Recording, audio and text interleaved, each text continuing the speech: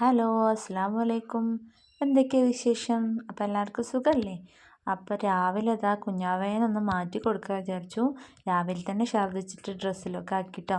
അപ്പോൾ ജസ്റ്റ് ഒന്ന് തുടച്ചൊന്ന് നന്നാക്കിയിട്ട് ഒരു ഉടുപ്പൊക്കെ ഇട്ട് കൊടുക്കുക വിചാരിച്ചേ. മക്കൾ രണ്ടാളും രാവിലെ മദ്രസയിൽ പോയി. ഒരാൾ 8:30 വരിക, ഒരാൾ 10 മണിക്കാണ് വരിക കേട്ടോ.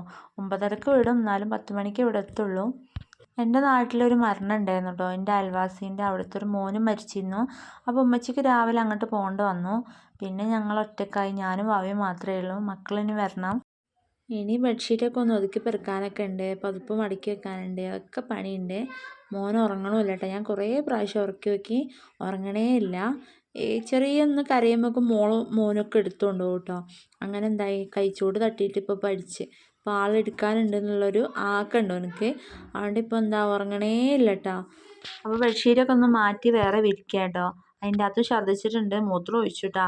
ഞാൻ എന്താ പറയുക, ട്രൗസർ എടുത്ത് വേറെ ഇടാൻ വേണ്ടിയിട്ട് എടുക്കുമ്പോഴേക്കും വാവ മൂത്രമൊഴിക്കുകയൊക്കെ ചെയ്തിട്ടുണ്ട് കേട്ടോ. അപ്പം മൂത്രം ഒഴിച്ച് ഛർദ്ദിച്ച് ചെയ്ത് അപ്പം ഒന്ന് മാറ്റാൻ വിചാരിച്ച് അപ്പുറത്ത് കൊണ്ടുപോയി കിടത്തിയതാണ്. ഇത് ആൾ എണീച്ച് വരുന്നത്, ഭയങ്കര കരച്ചിൽ. ഷോക്സൊക്കെ ഞാൻ പറഞ്ഞ പോലെ കാലം കൊണ്ട് ചവിട്ടി കീച്ച് ഒഴിവാക്കിയിട്ടുണ്ട് കേട്ടോ. പിന്നെ പാലൊക്കെ കൊടുത്ത് വാവനൊന്ന് ഉറക്കിട്ടോ. പകുതി ഉറക്കിലാണ്, കണ്ണ് പകുതി മൂടി കിടക്കുക. എപ്പോൾ വേണമെങ്കിലും എണീക്കാം. പിന്നെ ഞാൻ തലാണോറ ഇടുമ്പോഴേക്കും ആൾ എണീച്ച് പോന്നിട്ടുണ്ട് കേട്ടോ. പിന്നെ ഉറക്ക് വളരെ കുറവാണിപ്പം. നല്ലോണം പൊതിഞ്ഞു കൊടുത്തിരുന്നു, നല്ല എന്താ പറയുക, തണുപ്പൊന്നും തട്ടാതെ നിന്നാലും നല്ല ഉറങ്ങുമെന്ന് വിചാരിച്ചിട്ട്. അപ്പോൾ ആൾ വേഗം എണീച്ച് പോന്നിട്ടോ. പുതപ്പ് മടക്കിയിട്ട് ഞാനിപ്പോൾ ബെഡിൽ വെക്കലില്ല. പുതപ്പ് ഞാൻ എടുത്തിട്ട് മേലെ അൽമാറിൻ്റെ ഷെൽഫിൻ്റെ മേലെ വെക്കലാണ്. അത് മക്കൾസ് എന്താക്കുമെന്നറിയോ, വാവൻ്റെ അടുത്ത് തന്നെയല്ലേ ഇപ്പം. അപ്പോൾ അതുമ്മ കെത്തി മറിഞ്ഞിട്ട് അങ്ങോട്ടും ഇങ്ങോട്ടാക്കി നാശാക്കിയിടും. എനിക്കാണെങ്കിൽ വലിച്ചു വാരിയിടുന്ന ഇഷ്ടമില്ല കേട്ടോ. പിന്നെ തിരുമ്പിയതൊക്കെ ഉണ്ടായിരുന്നു കുറച്ച് ആറിടാൻ. അപ്പം അകത്ത് ഫുൾ അയല ഇട്ടിരിക്കുകയാണ് കേട്ടോ. ഭയങ്കര മഴയാണ് ഇപ്പം, എപ്പോഴും മഴയാണ്, വെയിലില്ല. അപ്പോൾ ഉണങ്ങില്ല. അപ്പോൾ മോൻ്റെ തുണികളൊക്കെ ആറിടാൻ വേണ്ടിയിട്ട് അകത്ത് അയല ഇട്ടി. കയറി പോണടുത്ത് പിന്നെ മേലെയുണ്ട്, ഷീറ്റിൻ്റെ താഴെയുണ്ട്. അപ്പോൾ അവിടെയൊക്കെ നമ്മളെ ഡ്രസ്സുകളൊക്കെയാണ്. അപ്പോൾ ഇത് കുഞ്ഞാവൻ്റെ ഡ്രസ്സാണ്. ഇതൊക്കെ അകത്ത് അയല ഇട്ടിട്ടാണ് ഇടുന്നത് കേട്ടോ. അപ്പം എന്താ പറയുക, ഉണങ്ങുന്നൊക്കെ ഉണ്ട്, വേഗം ആറുന്നുണ്ട്. ഞാൻ വാഷിംഗ് മെഷീനിൽ ഉണക്കിയെടുക്കും. അതുകൊണ്ട് വേഗം ഉണങ്ങി കിട്ടുകയൊക്കെ ചെയ്യും കേട്ടോ, കുഴപ്പമൊന്നുമില്ല. പിന്നെ നമ്മളെ സ്ഥിരം ജോലികൾ തന്നെ, ടേബിൾ തുടക്കൽ, വാഷ് ബേസ് കഴുകൽ, ഇതൊക്കെ പണി തന്നെ. എനിക്കാണെങ്കിൽ ഒന്നും പെൻഡിങ് ചെയ്യാൻ ഇഷ്ടമല്ല കേട്ടോ. എല്ലാം എന്താ പറയുക, ഇനി എത്ര വയ്യെങ്കിലും എല്ലാം ഇങ്ങനെ കറക്റ്റ് പണികൾ കഴിയണം. പറഞ്ഞോ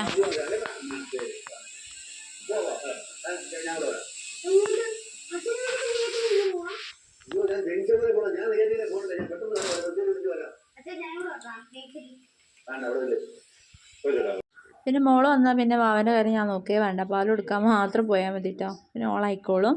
അപ്പോൾ അതൊരു ആശ്വാസം കേട്ടോ. പിന്നെ ഫ്രിഡ്ജ് കുറേ ദിവസമായി തുടച്ചിട്ട്, ഞാൻ എൻ്റെ പ്രസവം കഴിഞ്ഞതിൻ്റെ ശേഷം നന്നാക്കിയിട്ടൊന്നുമില്ല. അപ്പോൾ ജസ്റ്റ് ഒന്ന് തുടച്ച്, എല്ലാം എടുത്തിട്ടൊന്നുമില്ല.